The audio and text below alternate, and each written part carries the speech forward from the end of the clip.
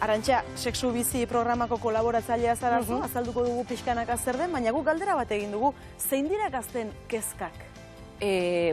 Momentu honetan egia esan udara nahiko berezia izan da, ez? Gaztek alde batetik zekaen, aspaldiko partez, pandemia eta gero, lasai gozatzeko eta ateratzeko momentua, eta zizaden kontuakin egia da larritasun egoera hori erabat zatu dala, handitu dala. Erasoen inguruko hori kezkadia behienak nagusi. Arantxa, konta iguzu, zer da Sexu Bizi? Zer da zuen proiektua? Sexu Bizi gunea da gune mugikor bat, eta bertan entendo da aholkularitza, harreman osasuntsuak bultzatu, eta indarkeria prebentzialeko protokoloen ingurun lanketak egiteitugu, informazio gune bada, eta batez ere handakona da, bertatik dakau toki seguru bat, babes gure badakau. Eraso matia baino ezkeroz, biktima lasai hon daiteke, intimidade baten, eta bertan hartatze du pertsonari. Bai, ikusten dugu furgoneta bat dela, ez da? Bai. Eta furgoneta hori beraz, festaz festa ibiltzen da? Bai, gu juten gaba hori. Ikusten bezala gure furgonetakin eta gero gure karpatxoakin, hainbat informazioakin. Baina gure berezitasuna hori da, ez? Furgoneta dakaula eta dakaela toki intimo bat eoteko. Eta nik uste biktima guztiko berdula intimitate momentu bat, hartatzeko, lasaioteko, seguru sentitzeko. Babesgune erreal bat izateko. Uda honetan festaz festa, ibilizarete furgoneta horrekin, espazio seguru horrekin. Zer da jaso duzuena, sexu erasoen inguruan, ziztaden inguruan, ze kezka, ze galdera jaso dituzue? Kezka nagusia zen zer egin berdeu, nola jakin, nola jo berdeu, poliziari deitu berdeu, honea etorri berdeu, txosna da jun berdeu, nahi zuena zen ia denek protokolo bat jakin, zer egin berda, noa jo, da nola jokatu momentu hortan. Eta zuek pentsatzen dut protokolo bat izango duzuela, ez? Edo aholkuak emango dituzue, galdera hori erantzuteko? Hori da, guk horren inguru, lehenik eta behin, erasoma bali mado, alizan ezko beti, konfiantzasko pertsona batekin, honor batekin, bakarrik ez egon. Gero gure gana gerturatu, babesgune badaola, edo ez badao, bestelako kontaktuan jarri bat bidekin, baina lehenengo da, konfiantzasko pertsona bazen topatu eta gure gana etortzi izango litzake. Eta gero nahi izan ezkio, salatu. Indarkeria kasu badanean, salatzen dela, bat bide zuzenean deitzen dugu, baina bestela guk bideratzen dugu. Baina beti ere, biktimaren hitzatzen da kontuan, biktimaren nahia. Fokua beregan jarri berdeu, biktimak zer nahi duen. Nahi izan ezkero beraz, solaketa jartzen ere laguntzen duzue. Bai, iteno da, bideratu. Baina beti ere bere borondatia respetatuz, eta bere nahia. Eta gertatu zaizue kasuren baten testigu izatea, bakarren batek zuei kasuren baten berri ematea, erasoren baten berri ematea uda honetan adibidez?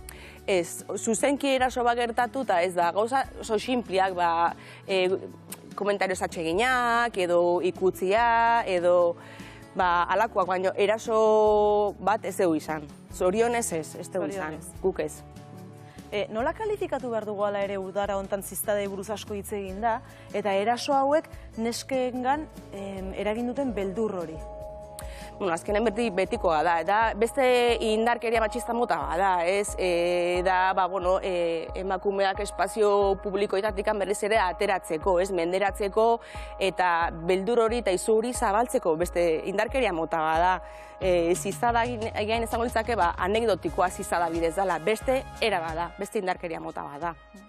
Eta zer sentitzen dute horren aurrean? Beldurra sentitzen dute horren aurrean? Zer da zuek jaso duzuen? Intseguritatea sentitzen, beste gauza bat, beste motxila batekin jun berda batzetik. Leheno ere nahiko fokoete jartzen emakumean gan, zein berdeu, errespontsabilitatea, nora jun, norekin jun, baina fokoagian beste toki baten ere jarri berdeu. Egia da, jakin berdula guk gure burua nola babestu, baina fokoa ez toki baten jarri berda, erasotzailean jarri berda, edo gizartean oroar, ez? Danok daitegu lagunak eta erasotzailea zure lagun bat izan daiteke. Bai, eta oraindik uda ez da amaitu, oraindik festak ez dira amaitu, eta gogorarazi nahi dugu, edo fokoa jarri nahi genuke gai hontan, hau da, festaguneak ongi pasatzeko eta denentzako lekuak direla, ez da? Bai, oso garrantzitsua da mezu hori zabaltzia, ez? Nik uste bai hasieran ondo da hola, ohartaraztia gizartia da, bai, bira, fenomeno hau da gertatzen, baina jarri behar dugu fokua, kale gure diala, gurekin behitugula, bezetaz laguntza bilatu behar dugu, lagunakin ondo pasa, eta gure diala, ez dugu utzi behar, askatasun hori ez dugu galdu behar. Zeuk aipatu duzu lehen pandemia aipatu duzu. Bai. Zuk uste pandemiare izan daitekeela arrazoietako bat, antsietate handi bat somatzen zenutelako, ez da uda honetan gazteen aldetik. Bai, zu pentsa gazte askok ez duela bizi izan festa tradizional bat, ez? Ez du ondia konfinatuta edo oso ere mutxikitan ibili dira, da bapatian festa kale ateratze da, eta jendetza handik daude, eta horrez daino iztopatu, orduan, karo, hainbeste berrikin eta sentsazionalismo puntu horrekin jokatu denakin, oso kaltegarria izan da, beldur, egoera baten atera dira. Eta egia da, gukantzen mandeula, udara hasieratik honea, hori aldatzen dijoala. Bai, Bai, aldatzen dijoala. Egia, zuk hartzen baitu zu albistekik adibidez oain, zizadana ez da hainbeste agertzen. Eta, klaro, horrek elurbola bat bezala egin du. Handitu indu, beldurra zabaldu, eta beldur horrekin jokatu da. Orduan, bueno, hain, lasaiago daude eta kontzientzia gehiagorekin agian, bai, danak, gizarte osoak ere.